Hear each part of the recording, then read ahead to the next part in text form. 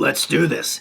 Let's talk about reviewing Game 1, Leafs versus Jackets, Canucks versus Wild, for August 2nd. Now, I apologize for not reviewing some of the other games like I did yesterday. What can I say? I'm married and I like to stay that way. Now, let's start with a Toronto versus Blue Jackets game. Let's start with the box scores here. The shots on net. I guess you want to know the score. It was 2-0 for Columbus. One of them was an empty netter. The shots on goal, I digress, were 35-28 for Columbus. Face-off win percentage was 58-42% for Toronto. Power play. Both teams had a pretty decent penalty kill, and there wasn't a lot of penalties called either. The Jackets were 0 for 2 on the PP, and Toronto was 0 for 1. The hits in this game were 37-26 for Columbus. The block shots were 18-14 for the Blue Jackets, and the giveaways were 8-6 Blue Jackets. Now, when it comes to the goaltenders, Korpisalo was in net today. Obviously, he had the shutout, saving all 28 shots. Frederik Andersen, of course, was in for the Leafs. He saved 34-35 with a .971 save percentage. The goal scores were Cam Atkinson in the third period for Columbus, assisted by Savard. And also in the third, the empty netter was Alexander Wenberg, assisted by Foligno and Atkinson. Now, Columbus, for the first 9 minutes of this game, kind of owned Toronto. They were into playoff hockey. It took a little while for the Leafs to get their sea legs, and then they slowly started to get more and more opportunities. The second period was pretty even-steven chances for both teams. Still a tight game, but both goalies were standing on their heads. And in the third period, Toronto started off like a beast. They were all over Columbus like a minute and a half in. The puck kind of came back the other way. Atkinson had a Leaf half draped all over him. Got a kind of, I don't want to call it a weak wrist shot, but a shot on net. And it went through Anderson, who later on in the interviews and after the game said, he's like, it really surprised me. I thought I had that. I thought it was going up. It stayed down. And ultimately, that cost us the game. So kudos to the guy for owning up to it. And that really was a 1-0 game. Tortorella has this team well oiled. What can I say? I mean, they do everything with urgency. They forecheck with urgency. They backcheck with urgency. They change lines with urgency. And Toronto hasn't quite matched that. They played well for the most part. They played a tight defensive game. It was really close. But if I were to nitpick, at times there's certain Toronto wingers, forwards in general, who just aren't as defensively as aware as the Columbus forwards are in their own in their own D zone. You got to have your head on a swivel. You can't get caught, deer in headlights watching the puck. And there were certain times where I saw some Leaf wingers, completely forgetting about the guy trailing behind them. And not picking him up, and that led to some opportunities. Nick Robinson, by the way, had a pretty decent game. He had a couple of good chances, but he was also responsible a little bit for what I was talking about there, deer in the headlight syndrome. But he's 18 years old, first NHL game. It's a playoff game. Give the guy a break. I think he'll be back for the next one. We'll see. The other thing I wanted to pick on are the Leafs' defense a little bit. I mean, they played good. I mean, everyone always takes a dump all over them, but they had a decent game.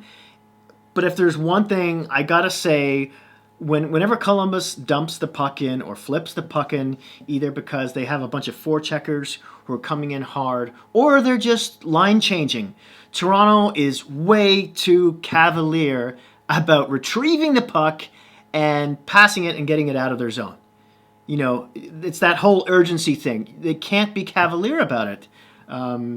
Before you know it, they ho-hum, they go in for the loose puck, and they be wearing, a blue jacket like a cape. So that's got to change. And one of the things I'm wondering is, does rookie Rasmus Sandin come in and play the next game, possibly taking out maybe a Cody Ceci? Although the issue is Cody Ceci plays the first penalty kill unit, and he's the bottom pairing defenseman. I believe he plays with Travis Dermott, but maybe you try it. I don't know. For Columbus, I don't see them making any changes. I mean, Dubois had a really good game for them, as did Jones and Wenberg. They have this ability to take over the rush as they skate past all their forwards into the offensive zone and get a couple of shots away. It's really entertaining to watch. Remember, Werenski had a 20-goal season. He was the second highest goal scorer on their team, a defenseman. And Jones was kind of draped all over Matthews all night. Although Matthews did get his chances, at least 3 or 4 really good ones. He came very close. Korpisalo was pretty good tonight. Tavares maybe gave away the puck maybe one too many times. Marner just couldn't find any room. I expect more of him as well. Barry, just when he carries the puck out of his own zone, I get sweats because he tends to turn it over. That first pass, it's like he's looking away when he pay attention, man. This is the playoffs. Don't mess around. So maybe he comes out. I doubt it. But in any case, I'd love to hear what you think about this game in the comment section down below, Columbus and Toronto fans especially.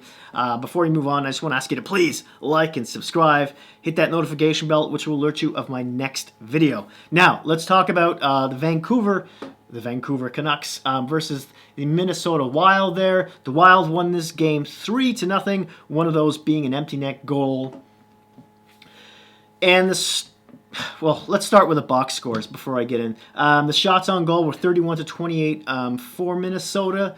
Vancouver only had 4 shots on net in the third period, by the way. The face-off win percentage was 59% to 41 for the Canucks. The power play, Minnesota was lethal on this. They were 2 for 4. They were 11th during the regular season, by the way, in the NHL. Vancouver finally got an opportunity late in the third on a penalty, I think, hooking on Toffoli maybe, or was it Pedersen? But they were 0 for 1 on that one, and I think they're second or third in the league, fourth in the league on the power play. So that's a bit disappointing. But the hits in the game were 40-28 for Vancouver. Vancouver doesn't hit that much. And funny enough, Minnesota is during the regular season is one of the lowest teams in the league when it comes to hits per game, which is surprising because of the way they stifle the other teams with their defensive play. Block shots were 15-14 for the Wild. Giveaways were 11-5 for Vancouver. Now, Stalock, who got the start over Dubnyk in this one, gets the shutout. This is the AHL nomad goaltender who has had a good season this year. He started over 30 games, and Dubnyk has not begun, which is why Stalock is in net. But the defense make it really easy on their goaltenders. If they're capable, obviously. Markstrom for Vancouver stopped 28 of 30 shots for a .933 save percentage. The second goal was kind of iffy.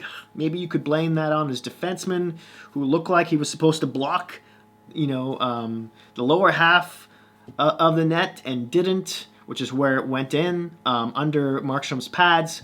So there's that. You can nitpick at that all you want all day. And when it comes to the goals, the first period, Kevin Fiala scored on the power play from Minnesota, assisted by Spurgeon and Stahl. And then on the second period, Jared Spurgeon gets his second point of the evening. He scores on the power play, also assisted by Stahl, who gets his second point. And then in the third period, Spurgeon gets his third point of the night, second goal of the evening, unassisted. For that empty netter, by the way. And how do you sum up this game really? Minnesota just has probably one of the best top 4D in the league. Their defense is so solid, and I mean, Vancouver was getting opportunities on net, but they weren't really getting any rebounds, were they? And Pedersen was wearing Matt Dumba cologne all night long. In fact, I think there was only maybe like 20 seconds during the game in which he was on the ice and Minnesota's top 4D were not. So, and there was a lot of like clutching and grabbing that wasn't called on him. He was finally, you can tell he was getting frustrated towards the end of the game. So, you know, one wonders what their coach Green might say to the media about that, and if that changes in the next game, because I think there's a lot of penalties called yesterday on August 1st in those games, but not a lot on in today's games. So yeah. Now, there's nothing more to say. Markstrom might have wanted that second goal back, but Tanev had a good game for the Canucks. Toffoli, not so much. JT Miller might have hurt his hand. He looked very sore because he blocked a shot on it. And yeah, what can you say? Galchenyuk actually had a pretty decent game for Minnesota. And who else from their forward group? Fiala just looked dangerous all night, didn't he? Yeah. Any case, there you have it. Please, I would love to hear from you, Minnesota and Canuck fans, especially down in the comment section below about this game, how you think it went, what's going to happen. Does Vancouver consider bringing Virtanen back into the lineup, throwing him on the third, or fourth line? Maybe they match him up with Ferland on that third line to give it more punch.